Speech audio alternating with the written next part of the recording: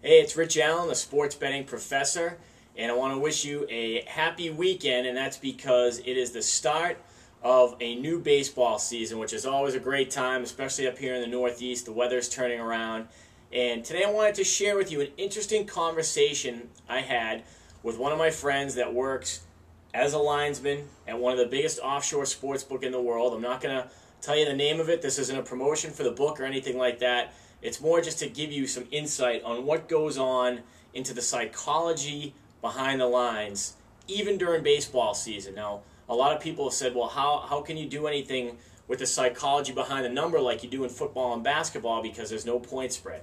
Well, I'll tell you, it's because the odds maker or the linesman uses the one tool that he does have in his arsenal, which is the money line. And when you think about it, the money line is like a modified version of a point spread. Because if you have the Yankees versus the Royals, and the line was only minus 110 on the Yankees, well, you're not going to get very balanced action there. But if he sets the line minus 180, meaning you have to risk 180 to win 100 on the Yankees, well, that's basically a point spread right there. You have to think about that. Am I going to bet the Yankees at almost 2-to-1 odds? That's how the baseball bookmaker tries to balance his action. But when we were talking, another thing came up, and it was the breaks. Now, if you're familiar with baseball betting at all, you know that one team is favored, say minus 115, and then there's some get back on the other team, which will have a plus number in front of it. Typically, you would see 10 cents. Back in the day, 10 years ago, it would be 10 cents maybe all the way up to minus 160. So you'd bet 160 to win 100 on the favorite, and you'd get back plus 150 in the underdog, 100 to win 150. Much more complicated these days. The sportsbook operator that I talked to, they have 16 different breaks, starting with a 6-cent line at minus 103.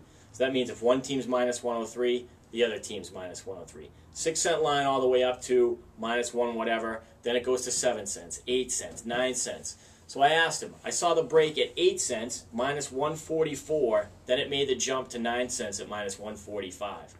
My thought process, the way I used to do it, I guess you guys never run 144. Well, why is that? Because the get back at 144 is plus 136 because it's an 8-cent line. Well, if you move up to minus 145, the get back's also plus 136 because it's a 9-cent line. So why wouldn't you take the extra penny from the favorite bettors and not give anything back? And his answer was very surprising. He said to me, well, we have a lot of players that are very price conscious and they'll lay off a game because of the single penny. If we feel good about the earn and we want the action, we'll keep the price at, example, 144. I thought that was fascinating. Back in the day, it was just give as little as you could to get back as much as you could. And now these guys are so sophisticated that, like I said it before, they're almost amateur psychologists. They have to take the temperature of the general betting public. So keep that in mind this Major League Baseball season. You want to find a book that's not as sharp as these guys, that maybe is given a little extra value, and if you shop around, I'm sure you'll find one. So good luck betting this baseball season. I'll see you next time.